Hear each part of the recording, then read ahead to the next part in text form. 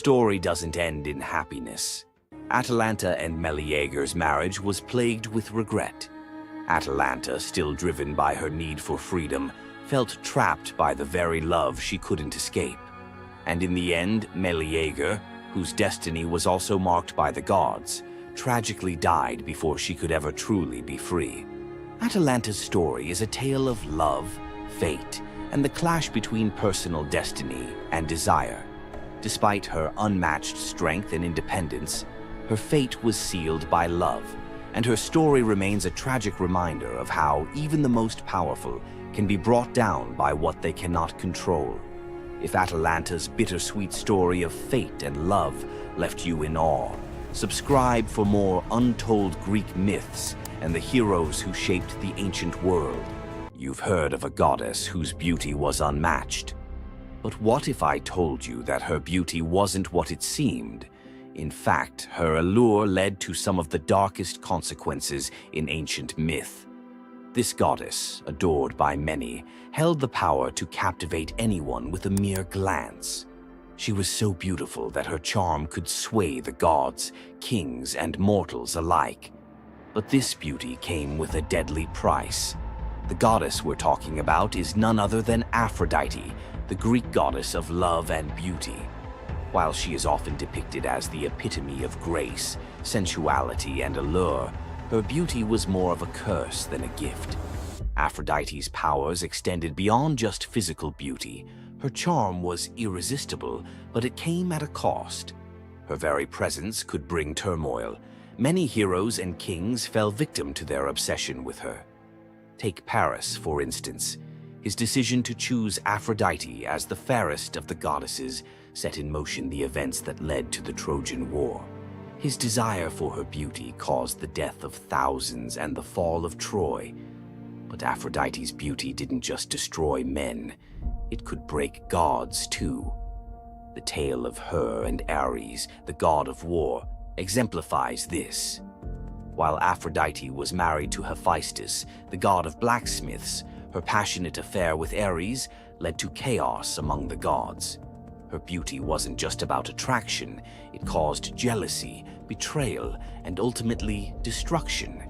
Despite her dazzling appearance, Aphrodite was also a figure of deceit and destruction, proving that beauty, when it holds such power, can be dangerous. It's no wonder the ancient Greeks warned that appearances can be deceiving. Aphrodite's beauty may have dazzled the world, but her story teaches us that sometimes what's on the surface can mask a much darker reality. So, was Aphrodite's beauty a blessing or a curse? The myths suggest that beauty, when wielded by the gods, is never what it seems. If you want to uncover more hidden truths about gods and goddesses from the ancient world, hit that subscribe button. There's so much more to explore in these captivating stories of the past. Imagine having a wish so powerful that everything you touch turns to gold. Sounds like a dream, right? But for King Midas, this dream turned into a nightmare. Let's dive into his tragic story. Once upon a time, King Midas ruled over a prosperous kingdom known for his wealth and opulence. But Midas wasn't just content with riches. He wanted more. He wished for the ability to turn anything he touched into gold. One day, the god Dionysus appeared before him and, impressed by Midas's devotion, granted him the wish. At first, Midas was overjoyed. Everything he touched, his food, his treasures, his furniture, transformed into gold. His wealth grew beyond imagination, and his joy knew no bounds. But soon, Midas realized the curse of his wish. He touched a rose, gold. He touched his food, gold. Desperate for a meal, he tried to drink water, gold. In horror, Midas realized that even his daughter, whom he loved dearly, turned into a lifeless golden statue when he touched her. Furious with the consequences of his greed, Midas begged Dionysus for mercy. The god, seeing the king's suffering, told him to wash in the river Pactolus. And in that moment, Midas's golden touch was taken away. The river's waters, now imbued with Midas's curse, carried gold downstream, forever tainting the land. King Midas's story is a reminder that greed often blinds us to the consequences of our desires. His once prized gift became his greatest curse, teaching us that not all treasures are worth the price. If King Midas's tale of power and greed left you thinking, make sure to subscribe for more epic Greek myths and their timeless lessons. Stay tuned for more stories of fate, love, and the gods' wrath. Imagine a woman so terrifying that a single glance from her could turn anyone into stone. Medusa, a name that echoes through history as a monster, a villain, and a symbol of pure horror. But what if everything you thought you knew about her was wrong? Medusa wasn't always a monster. Her story is one of betrayal, injustice, and a curse she never deserved. She wasn't born a villain. She was made into one by the gods themselves. But even as a victim, she found a way to turn her tragedy into power. Today, we'll unravel the myth of Medusa and discover the deeper truth behind her story. From her tragic origins to her transformation into a feared Gorgon, to her epic confrontation with Perseus. This is the tale of Medusa like you've never heard it before. Long before the snakes, before the curse, Medusa was a mortal woman of extraordinary beauty. She wasn't born a monster. She was born human, the daughter of the sea gods, Phorcys and Ceto. While her sisters, Stheno and Euryale, were immortal Gorgons, Medusa stood apart as the only mortal among them. But it wasn't her mortality that set her apart. It was her beauty. Medusa's golden hair, radiant complexion, and striking eyes captured the attention of everyone, even the gods. She served as a priestess in the temple of Athena, goddess of wisdom and war, vowing to remain pure and devoted to the goddess. This is where her life took a tragic turn. According to the myth, Poseidon, the god of the sea, became infatuated with Medusa. Overcome by desire, he pursued her relentlessly, and one fateful day he cornered her in Athena's temple. Medusa, defenseless, could not escape his wrath. But instead of protecting her, Athena turned her fury against Medusa. The goddess, enraged by the desecration of her temple, cursed Medusa for what had happened, punishing the victim instead of the perpetrator. Athena's curse transformed Medusa into a Gorgon, a being so hideous that no one could bear to look at her. Her golden hair turned into a nest of venomous snakes, and her eyes became so powerful that a single glance could turn living creatures to stone. This moment defined Medusa's new existence. Once revered for her beauty, she was now feared and hunted as a monster. But beneath the horror of her transformation lay a deeper question. Was Medusa truly cursed, or had she been given a weapon to defend herself in a world that had betrayed her? Medusa fled from civilization, retreating to a remote island where she lived in solitude. Here she came to terms with her new form and the terror it inspired. The snakes in her hair hissed constantly, and her reflection, once a source of pride, was now a weapon she couldn't dare to look at. But the world wouldn't let her rest. Tales of the monster of the island spread across Greece, and soon warriors came seeking glory by trying to slay her. None succeeded. Each challenger who entered her domain fell victim to her petrifying gaze, their bodies forever frozen in stone. Medusa's life became one of survival, fending off those who sought to destroy her while grappling with the isolation of her curse. She was trapped in a cycle of violence she didn't choose, but couldn't escape. As the years passed, Medusa's story became twisted.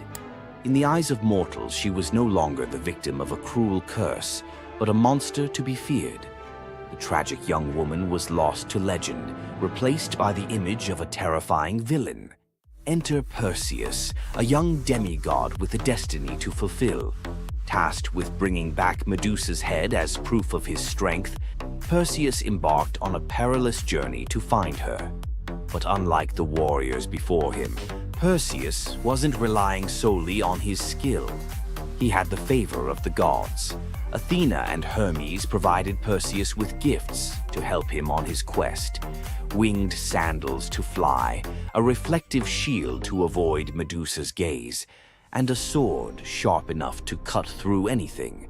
Most importantly, he was given a magical bag to safely carry her severed head. Perseus's journey to Medusa's lair was filled with danger, but none compared to the final challenge, facing the Gorgon herself. When Perseus arrived, Medusa was sleeping. For the first time in years, she looked peaceful, an almost human reminder of who she once was. But Perseus couldn't afford to hesitate. Using the reflective shield as a mirror, he avoided her petrifying gaze and struck with precision, severing her head in one swift motion. The blood that spilled from Medusa's neck gave birth to two incredible beings, Pegasus, the winged horse, and Chryser, a golden giant. Even in death, Medusa's body produced miracles, a testament to the power she had carried within her. Perseus carried Medusa's severed head back to Greece, where it became both a trophy and a weapon.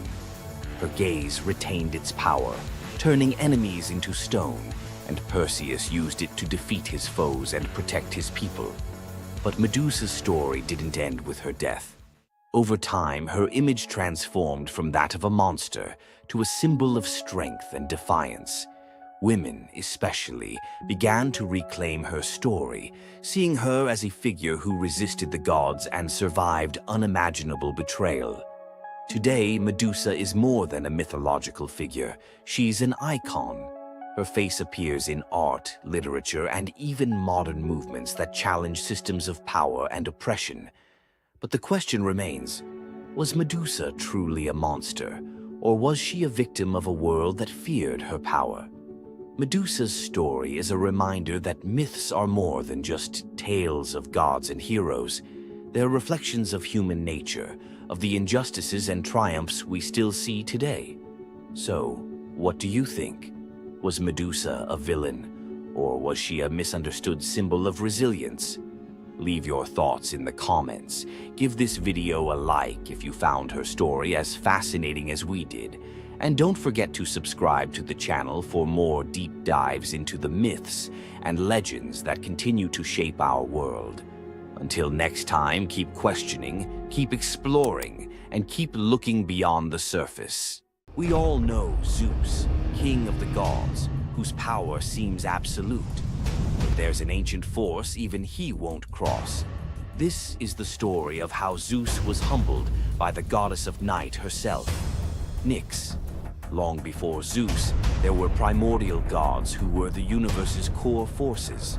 The most powerful was Nyx. Born from chaos, she is the night. Her domain is the inescapable shadow that falls over the world, and her children are forces like Hypnos, god of sleep, and Thanatos, god of death. Our story starts during the Trojan War. A furious Hera wanted to help the Greeks against Zeus's orders. To do it, she needed Zeus asleep. She went to Nyx's son, Hypnos, with an irresistible offer: put the king of the gods into a deep slumber. Hypnos was terrified.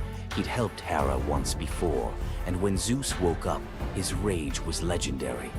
He hunted Hypnos, ready to hurl him into the sea. The desperate god of sleep fled to his mother, Nyx. When Zeus arrived, he stopped dead. Unwilling to offend the ancient knight, he retreated. Despite the memory, Hera's new offer was too good to pass up. Hypnos put Zeus to sleep, and Hera got her wish. But this story from Homer's Iliad isn't about the trick. It reveals Zeus's deep, reverent fear of offending night. Nyx's power isn't about force. It's her very essence, a cosmic order he dared not challenge. The clash between Zeus and Nyx wasn't a battle of thunder and shadow, but of authority versus primordial power. Nyx's presence alone was enough to remind Zeus that even he has limits. The brilliant order of the day must always give way to the profound mystery of the night. If you enjoyed this trip into mythology's shadows, like this video and subscribe for more. Comment below on which primordial deity you want to see next. Centaurs. Half man, half horse. Heroes or savages? Think you know the full story? Wait until you uncover the darker side of these iconic creatures. Watch till the end to discover what ancient myths don't tell you about the centaurs. In Greek mythology, centaurs were seen as both wild and noble beings. They were often depicted as powerful warriors, famous for their strength and skill in battle. But what if the truth behind them was far more sinister than anyone imagined? While some centaurs, like Chiron, were revered for their wisdom and kindness, many others were violent, uncontrollable creatures. These savage centaurs were known for their drunken brawls and uncontrollable rage. The most infamous event? The Battle of the Lapiths and Centaurs, where they fought against the Lapiths during a wedding feast, leading to a massacre of both men and women. Their brutal behavior was more than just a mythological tale. It symbolized the chaos that could occur when civilization collided with the wild, untamed forces of nature. But why did the Greeks depict centaurs this way? Was it a cautionary tale about the dangers of unchecked power and savagery, or a deeper reflection on humanity's struggle between reason and instinct? The darker truth behind the centaur myth might just hold the key to understanding the wild, primal side of ancient Greek culture. Centaurs are more than just mythical beasts. They represent the conflict within us all. If you're fascinated by the hidden truths of ancient myths, don't forget to subscribe for more dark stories from Greek mythology. Every Monday you log on. Every quarter you hit your targets. Every year you get a new set of KPIs, and every time the boulder rolls right back down the mountain. You feel trapped in a cycle of meaningless repetition. You call it the 9-to-5 grind. The ancient Greeks called it Sisyphus. Sisyphus was not a hero. He was a master manipulator, the most cunning king in all of Greece. He betrayed Zeus to a river god just to get a freshwater spring for his city. But his masterpiece of arrogance? He cheated death itself. When Thanatos, the personification of death, came for him, Sisyphus tricked him, binding him in chains. For days, the world was thrown into chaos. No one could die. Warriors fought endlessly without consequence. The natural order collapsed. The gods finally intervened, freeing Thanatos and dragging Sisyphus to the underworld. But even here, Sisyphus had one last trick. He convinced Hades to let him return to the surface for just one day to punish his wife for not giving him a proper burial. Of course, he never returned. The gods, finally done with his games, devised a punishment that perfectly matched his crime: eternal, meaningless effort. Sisyphus was condemned to push a massive boulder up a steep hill. He would strain, fight, and claw his way to the summit, only for the weight of the universe to drag the rock back down the moment he reached the top. It's the ultimate metaphor for the modern corporate world. You spend 3 months pushing a quarterly report. You reach the summit. You celebrate. Then the boulder rolls down, and the next quarter begins. The goal is never achieved. The progress is an illusion. You are Sisyphus. But here is the revolutionary twist, the secret that transforms the myth. The philosopher Albert Camus saw Sisyphus not as a victim, but as the absurd hero. Sisyphus's freedom doesn't come from escaping the mountain, but from accepting the struggle. The moment he acknowledges the futility, the moment he finds meaning in the push itself, in the sweat, the effort, the sheer defiance of continuing, he defeats the gods. His walk back down the mountain is not a walk of defeat, but a moment of conscious, deliberate choice. It is the moment he chooses to be happy. So, the next time your KPI rolls back down the hill, remember Sisyphus. The goal is irrelevant. The only true freedom is finding joy in the effort, not the outcome. Loki's punishment was brutal. Bound deep within a cavern, his body lashed to 3 jagged rocks with the entrails of his own son. Above him, a serpent hung poised, venom dripping relentlessly onto his exposed skin. This scene, drawn from the poetic Edda and the prose Edda, became a symbol of both divine vengeance and suffering that echoed through Norse legend. But the gods never counted on one presence: Sigyn, Loki's faithful wife. Her hands trembled as she knelt beside him, catching each drop of poison before it could sear his flesh. Her quiet devotion became a fragile shield against the god's wrath. Why did she choose loyalty over escape? The answer reveals a truth about love that endures even when the world itself seems lost to darkness. Yet before the cavern, before the venom and the silence, there was a betrayal that shook the heart of Asgard. Balder was the light of Asgard, cherished by gods and mortals alike. His laughter filled the halls, a warmth that even the golden apples of Idun could not rival. When ominous dreams began to trouble him, his mother Frigg, desperate to protect her son, secured oaths from every creature and object in existence never to harm him. All, that is, except the mistletoe, too slight, too innocent to warrant suspicion. Loki saw opportunity in what others dismissed. He fashioned a dart from that fragile branch and sought out Hoder, Balder's blind brother. "Here," Loki murmured, placing the weapon in Hoder's uncertain grasp, "let me guide your hand." The dart struck its mark. In an instant, Balder's light was snuffed out, his presence gone from the world. The gods stood in stunned silence, their joy shattered. Loki lingered in the shadows, the faintest smile on his lips, before slipping away unseen. The prose Edda tells us the pyre burned for 9 nights. Balder's wife, Nanna, overcome with grief, cast herself onto the flames, her spirit entwined with his. The gods heaped treasures upon the funeral bier, Odin's ring Draupnir, Balder's own ship Hringhorni, to honor him, but no offering could fill the void left behind. The air grew heavy with suspicion.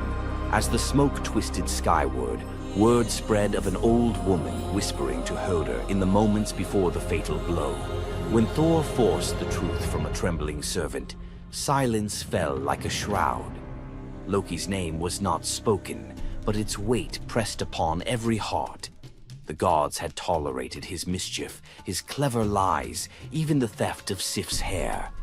But this was different. The poetic Edda names him plainly: Loki, the guileful who brought it about, from which all misfortune came. Odin convened the gods to pass judgment. No mead flowed, no boasts rang out. The All-Father's single eye burned cold as he named Loki Oathbreaker and Kinslayer. Weapons gleamed in restless hands. Even gentle Friar's fingers tightened around his sword. Loki understood the god's fury.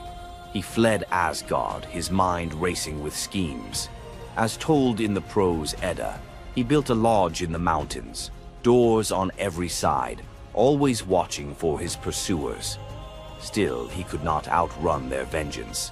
Odin's gaze found him, even in hiding. When the gods arrived, Loki tried to slip away, transforming into a salmon to evade capture in the river's swift current. But Thor's grip proved stronger than fate. Dragged back through the gates he once helped raise, Loki passed faces twisted with anger and betrayal. The god's judgment was swift. The path ahead led not to mercy, but to a place where pain and silence waited in the damp and the dark. They forced Loki into the heart of the earth, a cavern where the air pressed cold and heavy, and every sound echoed off stone walls, slick with damp. Water dripped steadily from above, each drop magnifying the hush that settled over the gods as they set to their grim task. The stench of venom lingered, sharp and persistent, mingling with the iron tang of old blood. Odin's single eye caught the flicker of Skadi's movement. A silent nod passed between them, sealing what would come next. 3 massive boulders, freshly gouged with holes, stood ready. The gods had not brought chains or rope. Instead, they made Loki's punishment a reflection of his own chaos. The prose: Edda tells us they transformed one son, Vali, into a wolf who slew his brother, Nari. With the entrails of Nari turned to iron by the god's will, they bound Loki fast, wrists, neck, thighs, and ankles locked tight against the unyielding stone. As the Völuspá declares, with the guts of his ice-cold son, the killer is bound. Each knot and twist was deliberate, a reminder that his own blood now held him captive. The weight of the rocks pressed into his flesh, a constant ache that would never fade. Skadi stepped forward, her presence sharp as frost. In her hands a serpent writhed, its fangs gleaming. She fixed the creature to a stalactite directly above Loki's face. "For Balder," she said, her voice steady and cold. The serpent's jaws parted, and a bead of venom gathered at its tip. It hung for a moment, then fell. Loki's scream reverberated through the cavern, his body arching in agony as the venom burned into his skin. The pain was relentless, searing into bone, and the world above felt its echoes, earthquakes shaking Midgard, rivers shifting, the roots of Yggdrasil quivering. The gods watched in silence, their faces unreadable. Justice, they believed, had been served. As the serpent's venom continued its slow assault, the rhythm of torment became all-consuming. The next drop formed, poised to fall. Then a figure emerged at the edge of the chamber, a woman, silent, a wooden bowl cradled in her hands. Sigin's arms were blistered, her sleeves stained, but her grip was unwavering as she stepped into the circle of pain. The cavern held its breath. Sigyn knelt, her presence a quiet defiance. The venom hissed into the bowl, wood darkening with each drop. The gods turned away, their judgment complete, but the story within the cavern was only beginning. The bowl rested in Sigyn's hands, its wooden sides polished by hours of silent endurance. She knelt on the cold stone, skirts bunched beneath her, and waited for the serpent's venom to fall. The first drop struck with a hiss, a thin wisp of smoke curling up as Loki's breath caught in his throat. She kept her gaze fixed on the bowl, her resolve anchored by the rhythm of her task. Time unraveled in the cavern, marked only by the relentless cadence of the venom. Drip, catch. The liquid sizzled as it struck the wood, the heat seeping through Sigyn's calloused palms. Each shift of her grip was subtle, a quiet adjustment to keep the bowl steady as her arms ached. Above, the serpent's shadow twisted over the stone, its coils unmoving, its venom gathering in slow, deliberate drops. Loki whimpered, bracing for pain that had become his constant companion. The sound of his dread was sharper than his cries. The air hung heavy with the stench of scorched flesh and the metallic sting of poison. The darkness pressed in, broken only by the faint glimmer of Sigyn's tears as they mixed with venom in the bowl, each drop a testament to her resolve. The silence between drops was punctuated by Loki's ragged breaths and the distant echo of water dripping from the cavern walls. Sigyn's world narrowed to the weight in her arms and the threat above. The bowl filled, the venom rising perilously close to the rim. Sigyn's muscles trembled, but she did not let her grip falter. When at last the bowl brimmed, she had no choice but to turn away. In that brief moment, as she emptied the venom onto the rocks, Loki's body convulsed, his scream raw and unrestrained. The poison ate into the stone, leaving blackened scars as Sigyn hurried to wipe the bowl clean and return to her vigil. For time beyond reckoning, Sigyn remained. The myth offers no window into her thoughts, only the image of her kneeling, unwavering as Loki's mind splintered under the weight of his agony. Was she remembering laughter in sunlit halls, or simply unable to imagine leaving him alone in the dark? The venom's rhythm never changed. The bowl would fill. Loki would suffer. Sigyn would endure. In the hush that followed each scream, a question lingered, one that neither gods nor mortals could answer. Love in the dark was never simple. While the gods turned away, Sigyn remained, her presence reshaping the meaning of Loki's punishment. His betrayals had echoed through Asgard, yet her loyalty was a force the gods never expected. The Eddas offer no window into Sigyn's thoughts, recording only her actions. Blistered hands, a steady bowl, venom caught before it could sear flesh. This silence leaves space for us to wonder. Was it love that held her there, or a deeper sense of duty, something older and more enduring than the gods' own laws? Loki, once the master of deception, now depended on the mercy of the one he had so often left in the shadows. When the bowl overflowed and Sigyn turned away, each drip crept like fire through him, twisting his features in agony. His eyes, when they met hers, flickered with both gratitude and resentment.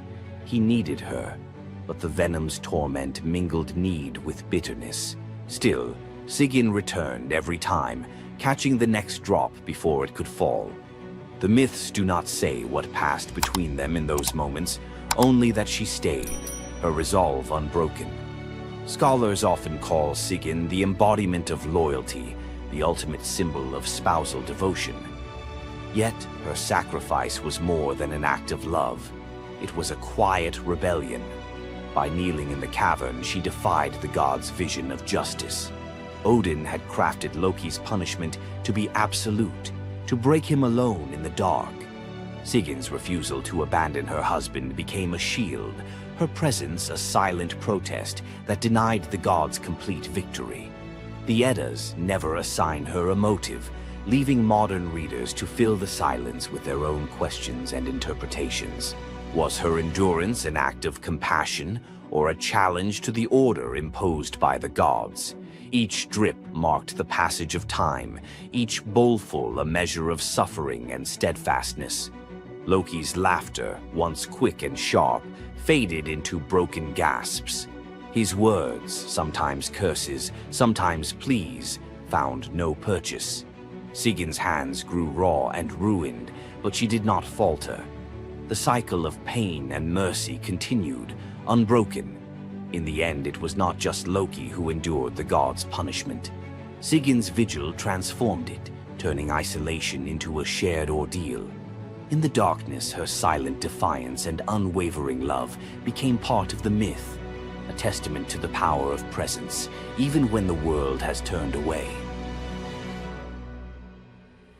Sigyn's vigil stands as one of Norse myth's quiet marvels, a steady presence in the shadows, her strength measured not in battle, but in endurance beside the one the gods condemned. As Loki writhed beneath the venom's relentless burn, Sigyn's hands never wavered.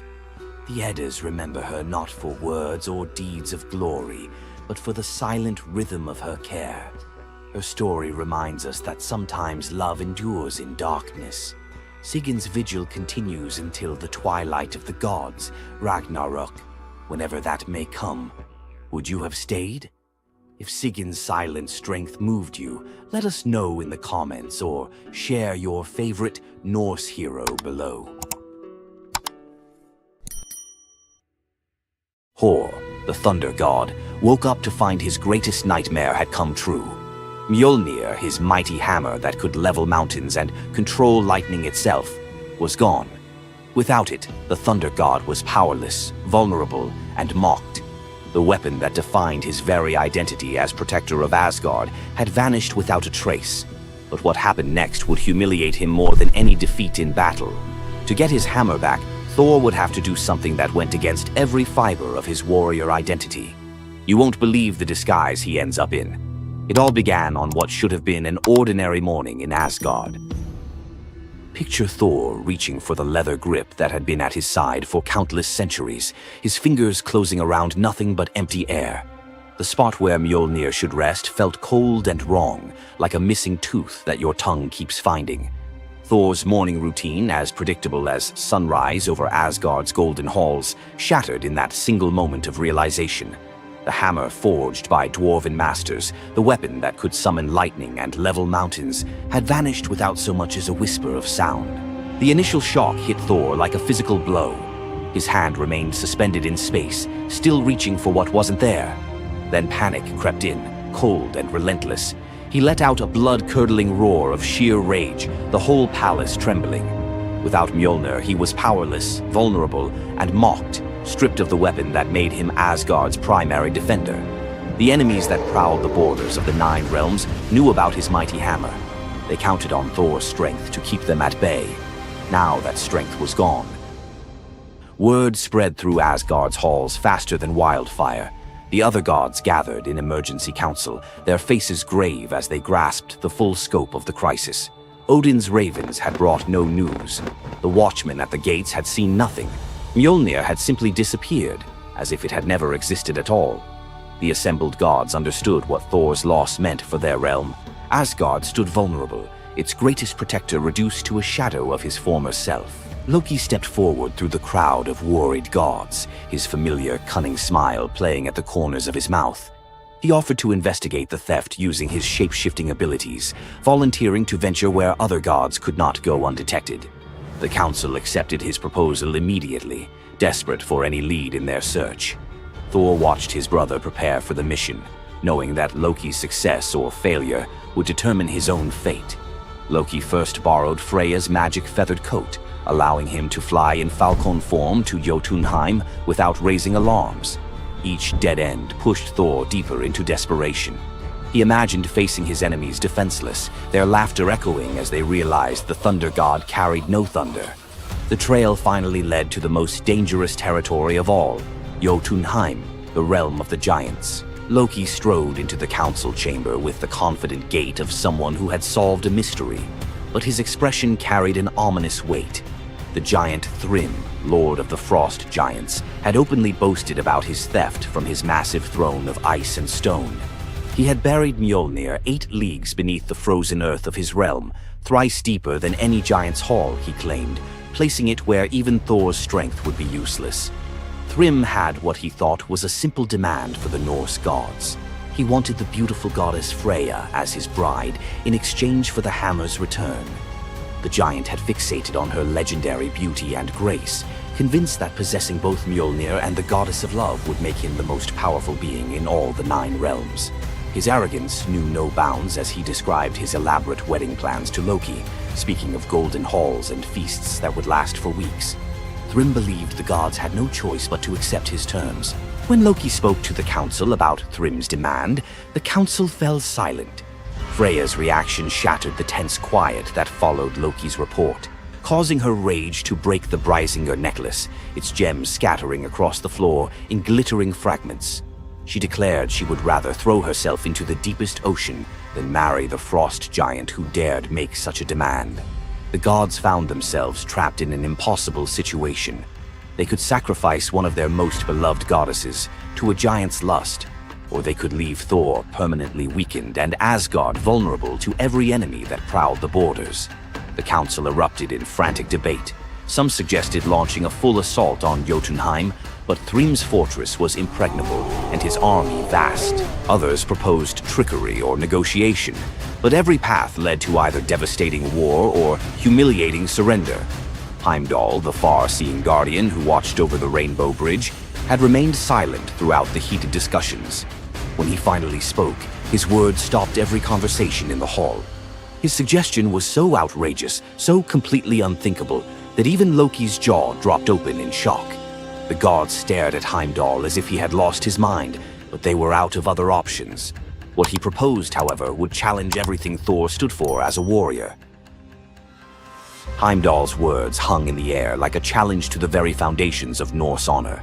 The far-seeing god had suggested that Thor disguise himself as a bride and infiltrate Thrym's wedding feast to recover Mjolnir. He spoke with calm authority, tie housewife's keys about his waist, and pin bridal jewels upon his breast. The idea was so fundamentally opposed to Norse concepts of masculine honor that Thor's initial response shook the very walls of Asgard. He declared the plan preposterous and swore he would never hear the end of it if word spread that the Thunder God had dressed as a woman. The assembled gods watched in tense silence as their mightiest protector wrestled with a challenge that could not be solved through brute force or lightning strikes. They had already considered launching a full assault on Jotunheim, but Thrym's fortress was impregnable, and his army vast. No other choice remained. Thor paced the hall like a caged wolf, his massive fists clenched as he grappled with the impossible choice between his warrior's pride and his duty to protect Asgard. Every instinct in his body rebelled against the idea of abandoning his identity as a fearsome warrior to play the role of a delicate bride. Loki stepped forward with barely contained excitement, volunteering to accompany Thor as his maidservant. The trickster god's eagerness to participate in this elaborate deception revealed his true nature. While Thor struggled with the concept, Loki was already plotting the specifics of costumes, mannerisms, and the lies they would need to maintain throughout their dangerous mission. The transformation began with layers of bridal linen draped over Thor's massive frame. Servants brought forth delicate jewelry, housewives' keys that symbolized domestic authority, and a dainty hood for his head. Finally came the precious necklace of Brisingar. Each item added to the disguise felt like another blow to Thor's warrior identity. When he finally looked at his reflection, the god of thunder saw an unconvincing bride staring back at him. Thor finally accepted the plan because no alternative existed. The unlikely pair prepared to set off for enemy territory, where their deception would face its ultimate test among giants, eager to celebrate their lord's triumph. The great hall of Thrym's fortress buzzed with excitement as giants gathered to witness their lord's marriage to the most beautiful goddess in all the 9 realms. Thor sat at the high table in his bridal disguise, surrounded by massive frost giants who raised their drinking horns in celebration. The feast spread before them displayed the giants' wealth and power. Roasted oxen filled enormous platters, fresh salmon gleamed on silver dishes, and barrels of mead stood ready to fuel the night's festivities. Thor's legendary appetite struck like a thunderbolt. He polished off an ox and ate whole salmon in moments, tearing through the meat as if he hadn't eaten in weeks. 3 measures of mead vanished as quickly as if someone had poured them into a bottomless pit. The assembled giants watched in stunned silence as the delicate bride consumed more food than most warriors could handle. Thrym's eyes narrowed with growing suspicion. This goddess ate like a battle-hardened warrior, returning from a long campaign, not like the refined Freya he expected to marry. Loki stepped forward with the smooth confidence of a master storyteller. He spun a tale about Freya's 8-day fast in eager anticipation of reaching Jotunheim and marrying the mighty Thrym. The explanation painted a picture of a lovesick goddess, so excited about her wedding that she had refused all food during her journey. The giants nodded in understanding, their suspicions melting away as they accepted this romantic explanation. Thrym felt honored by such devotion and relaxed completely, his doubts vanishing. Beneath his bridal veil, Thor's rage simmered like molten metal ready to explode. Every moment at the feast brought new challenges as he struggled to maintain feminine mannerisms while surrounded by his enemies. His massive hands shook with barely controlled fury as he watched the giants celebrate what they believed was their victory over Asgard. The critical moment finally arrived. Thrym commanded his servants to bring Mjolnir forth, the very moment Thor had trained his eyes on since dawn. The servants placed the legendary weapon before the disguised bride as part of the traditional ceremony. Thor's fingers closed around Mjolnir's familiar handle, and lightning immediately crackled through the hall. He ripped away his bridal veil and roared his true identity to the shocked giants. Thrym's eyes widened in terror as he realized the bride he had been celebrating was actually the god of thunder himself. Thor swung Mjolnir, killing Thrym instantly after crushing his skull with Mjolnir, then turned on the assembled giants, and even the pleading giantess met Mjolnir's crack before the hall fell silent. The theft that had begun with arrogance ended in complete destruction. This tale reveals how even the mightiest heroes must sometimes sacrifice their pride to protect what matters most. Back in Asgard, the Aesir never spoke of the bearded bride again, though a few still hide a smirk when Thor raises Mjolnir. And we end this story with a very valuable lesson. Never steal Thor's hammer. And if you're going to, don't make him dress like a woman.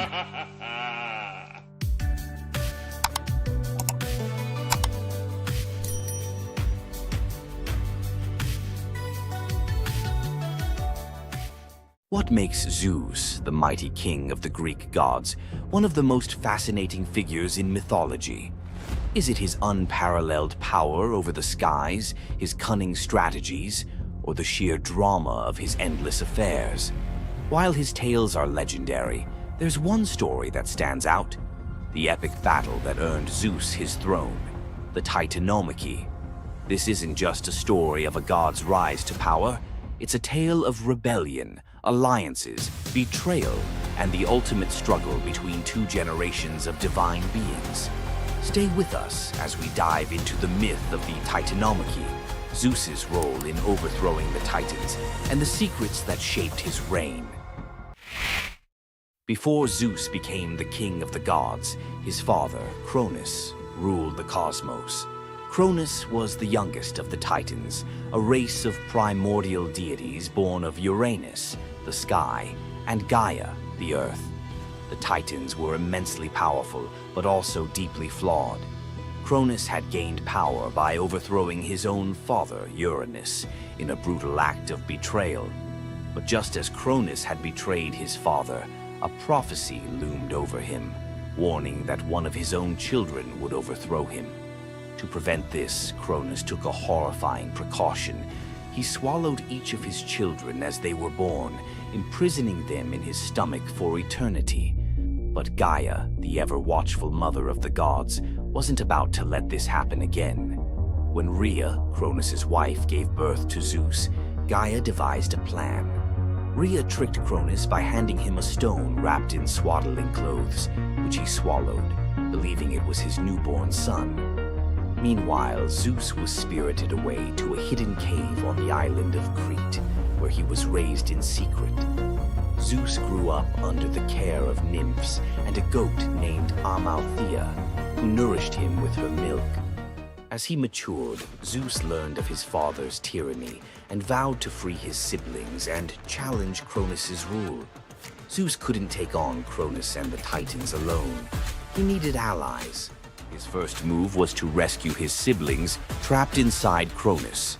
With the help of the goddess Metis, Zeus tricked Cronus into drinking a potion that caused him to vomit up his children: Hestia, Demeter, Hera, Hades, and Poseidon, fully grown and ready for battle. Now united, the 6 Olympian siblings declared war on Cronus and the Titans. But the Titans were powerful, and the war, known as the Titanomachy, would rage for 10 years with no clear victor.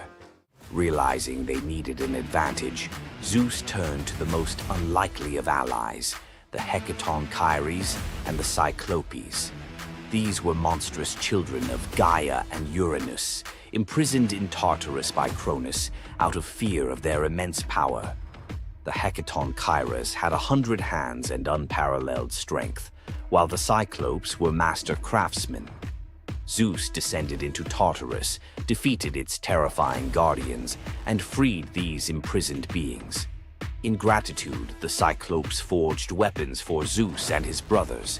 Zeus received the thunderbolt, Poseidon the trident, and Hades a helmet of invisibility. With these tools and the raw power of the Hecatonchires, the Olympians finally had the upper hand. The final clash of the Titanomachy was a cosmic spectacle. The Titans, led by Cronus, unleashed their full fury, shaking the very foundations of the universe. Mountains crumbled, seas boiled, and the skies erupted in chaos. But Zeus and his allies were relentless. Zeus hurled his thunderbolts with unerring precision, scorching the battlefield and scattering the Titans' ranks. Poseidon unleashed massive earthquakes, and Hades used his helmet of invisibility to sow confusion among their enemies. The Hecatonchires proved invaluable, hurling massive boulders with their 100 hands, overwhelming the Titans. One by one, the Titans fell, their immense power no match for the combined might of the Olympians and their allies. Cronus was the last to fall. Zeus struck him down with a thunderbolt so powerful that it split the skies. With Cronus's defeat, the Titanomachy was over. With the Titans defeated, Zeus and his siblings faced a choice: what to do with their vanquished foes. In a move both strategic and ruthless, Zeus imprisoned the Titans in Tartarus, deep within the underworld. where they would remain for eternity under the watchful eye of the Hecaton. Zeus then divided the cosmos with his brothers. He claimed the skies as his domain, Poseidon took the seas, and Hades ruled the underworld. Together, they established the rule of the Olympians, with Zeus as their undisputed king. But the Titanomachy left scars. Gaia, enraged by the imprisonment of her Titan children, gave birth to new monstrous beings to challenge Zeus's reign. Among them was Typhon, a creature so fearsome that even the gods trembled before him. Typhon's battle with Zeus is another story for another day, but it serves as a reminder that power in the ancient world was never secure. Zeus's rise to power marked the beginning of a new era, but his reign was anything but peaceful. While he was the king of the gods, his rule was marked by constant challenges, from rebellious mortals to jealous deities and his own unquenchable desire for love and control. Zeus was both a protector and a tyrant, a figure who inspired awe and fear. His thunderbolts were a symbol of justice, but they were also a tool of destruction. He fathered countless children, both mortal and divine, and his many affairs often sparked conflict among the gods. Yet, despite his flaws, Zeus's rule brought stability to a chaotic world. Under his reign, the gods established order, overseeing the realms of humans and maintaining the delicate balance between earth, sea, and sky. The myth of Zeus and the Titanomachy isn't just a tale of war, it's a story about the cycles of power and rebellion. Just as Zeus overthrew Cronus, who had overthrown Uranus, Greek myths suggest that even the mightiest rulers are vulnerable to the forces of change. Zeus's story reminds us that leadership comes with its own set of challenges. It's not just about gaining power, it's about maintaining it, often at great cost. Zeus's rise to power is one of the most thrilling tales in mythology, filled with battles, alliances, and sacrifices. But what do you think? Was Zeus a just ruler, or was he simply another tyrant destined to fall like the Titans before him? Let us know your thoughts in the comments below. Don't forget to like this video if you enjoyed this dive into Greek mythology, share it with fellow myth lovers, and subscribe to our channel for more epic tales from the ancient world. Until next time, remember, the gods may rule from above, but their stories remind us of the struggles we all face below. You thought fairy tales were magical. Think again. The real origins of these classic tales are disturbing, gruesome, and filled with horror. Many of these stories have been sanitized for modern audiences, but their original versions were filled with betrayal, curses, and brutal consequences. From Pinocchio's horrifying fate to the true story of Bluebeard, let's dive into the darker side of fairy tales that history tried to erase. Fairy tales weren't always about happily ever after. Many of them were cautionary tales, warning of real dangers, human cruelty, and supernatural horrors. 1. The original Pinocchio, a gruesome fate. Before Disney made him a lovable puppet, Carlo Collodi's original Pinocchio was a terrifying little troublemaker. Instead of learning his lesson, he was hanged from a tree by a group of bandits, left to suffocate as a punishment for his misdeeds. 2. Bluebeard, the serial killer's tale. Bluebeard was not a misunderstood nobleman. He was a full-blown serial killer. In Charles Perrault's version, Bluebeard marries multiple women and forbids them from entering one locked room.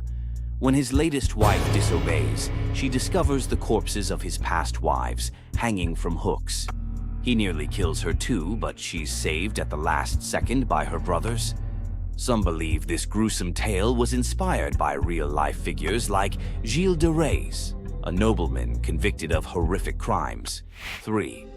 The Pied Piper, a tale of mass disappearance. The Pied Piper of Hamelin was not just about a man who played music to lead away rats. He also took the children. In some versions, the town refuses to pay him for his services, so he takes revenge by luring all of their children into a cave, where they are never seen again. Historians believe this could be based on a real event, where an entire group of children from Hamelin mysteriously vanished in the Middle Ages. 4. Rumpelstiltskin, a vengeful trickster. In the original versions of Rumpelstiltskin, when the young queen guesses his name, he doesn't just leave. He flies into a rage so intense that he tears himself in half. In some versions, he stomps on the ground in fury, falling into a pit and disappearing forever. His obsession with taking the queen's child has led some to believe he wasn't just a trickster, but something far darker. 5. The Robber Bridegroom, a wedding night nightmare. This lesser-known grim tale tells the story of a young woman forced to marry a wealthy man. Suspicious of her husband-to-be, she follows him to his home, only to discover that he and his band of robbers murder and eat women. She watches in horror as they butcher a young girl, cutting her into pieces. Luckily, she escapes and exposes them, leading to their execution. 6. The Juniper Tree, a tale of cannibalism and revenge. One of the most horrifying grim fairy tales, the Juniper Tree tells of a stepmother who decapitates her stepson, cooks his body, and feeds it to his unsuspecting father. The boy's sister buries his bones under a juniper tree, and from the tree the boy returns as a vengeful spirit, transforming into a bird and dropping a millstone on his stepmother, crushing her to death. 7. The Girl Without Hands, a story of betrayal and survival.